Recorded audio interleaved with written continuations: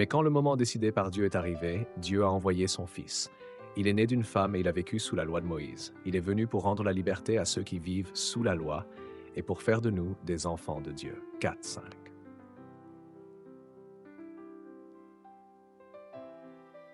Galates 4. Dans ce passage puissant de l'Épître aux Galates, l'apôtre Paul nous révèle un des mystères les plus profonds de notre foi chrétienne, la venue de Jésus-Christ dans ce monde à un moment parfaitement déterminé par Dieu, dans l'accomplissement des prophéties et des desseins divins. Ce verset est un pilier fondamental qui marque le passage de l'ancienne alliance à la nouvelle, de l'esclavage à la liberté, de la loi à la grâce. Avant de commencer, je vous invite à vous abonner à notre chaîne si cela n'est pas encore fait. La première vérité frappante que nous découvrons dans ce verset est que Jésus est venu selon un moment décidé par Dieu. Cela nous enseigne que tout dans l'histoire du salut est sous le contrôle souverain de Dieu. Le calendrier de Dieu n'est jamais en retard et jamais en avance. Le Seigneur agit toujours au moment précis où cela est nécessaire pour l'accomplissement de sa volonté. L'incarnation de Jésus ne fut pas un incident accidentel, mais un acte parfaitement orchestré par Dieu dans l'histoire. Cela nous rappelle que Dieu connaît notre futur, qu'il a un plan pour chaque moment de notre vie et que nous pouvons lui faire confiance, même quand les choses semblent floues. Il y a un temps pour chaque chose sous le ciel, et tout ce que Dieu fait est parfait dans sa saison. Ensuite, Paul dit que Dieu a envoyé son Fils. Ce Fils, Jésus-Christ, est l'incarnation de l'amour divin, l'envoyé de Dieu pour accomplir ce que nous ne pouvions accomplir par nous-mêmes, réconcilier l'humanité avec Dieu. Dieu n'a pas envoyé un messager ou un simple prophète, mais son propre Fils, la personne même de Jésus, qui, tout en étant pleinement Dieu, est aussi pleinement homme. Cette dualité de nature est ce qui rend l'œuvre de Jésus unique et merveilleuse. Par sa naissance humaine, il s'est fait un de nous, partageant nos souffrances, nos luttes, mais aussi notre expérience de la vie. Par sa divinité, il apporte la solution à nos problèmes éternels, la rédemption et la vie éternelle. Ce Fils envoyé de Dieu n'est pas un sauveur temporaire, mais celui par qui la vie éternelle nous est offerte. Paul continue en disant que Jésus est né d'une femme et il a vécu sous la loi de Moïse. Cela souligne l'humanité totale de Jésus.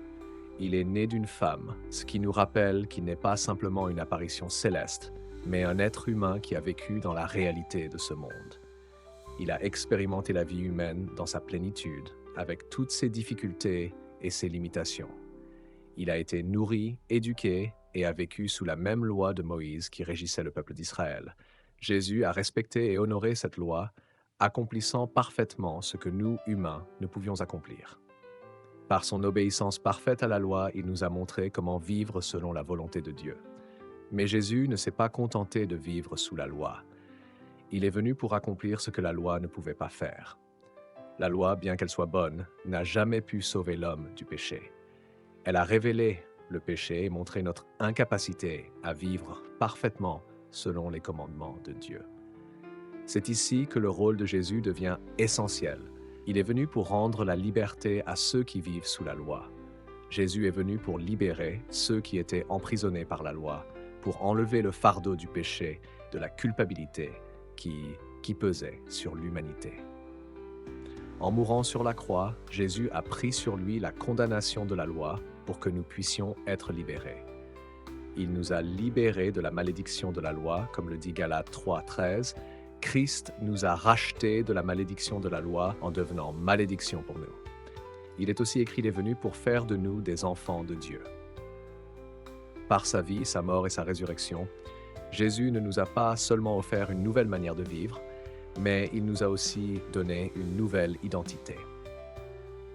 Ceux qui acceptent Jésus-Christ comme leur sauveur ne sont plus simplement des créatures, mais des enfants de Dieu. Cette adoption divine n'est pas simplement un titre, mais une transformation profonde de notre être intérieur. Nous passons d'esclaves du péché à héritiers de Dieu. La liberté que Jésus nous donne n'est pas seulement une liberté extérieure, mais une liberté intérieure qui nous permet de vivre comme des fils et des filles de Dieu et d'approcher Dieu avec confiance et amour. Cela signifie aussi que la loi n'est plus notre maître, mais que nous vivons sous la direction de l'Esprit Saint. En tant qu'enfants de Dieu, Nous avons accès à une relation intime avec Dieu et nous pouvons vivre sous sa grâce plutôt que sous la loi. Cette relation est marquée par l'amour de Dieu pour nous, une relation dans laquelle nous ne devons plus chercher à être justifiés par nos actions, mais par la foi en Jésus-Christ. L'apôtre Paul nous invite à voir ce que Jésus a accompli pour nous, une libération totale et un changement de statut. Nous ne sommes plus des esclaves du péché ou de la loi, mais des enfants bien-aimés de Dieu, appelés à vivre selon sa volonté et à partager son amour avec les autres. En Christ, nous avons tout ce dont nous avons besoin pour vivre cette vie nouvelle. Aujourd'hui, mon cher frère et sœur, sache que si tu es en Christ, tu es un enfant de Dieu. Ce n'est pas par tes œuvres, mais par la grâce de Dieu et le sacrifice de Jésus que tu as été adopté dans sa famille. Il n'y a pas de plus grande vérité que celle-ci. Tu es aimé de Dieu d'un amour infini, et il a tout fait pour te rapprocher de lui. Si tu n'as pas encore expérimenté cette liberté en Christ, aujourd'hui est le jour où tu peux saisir cette grâce.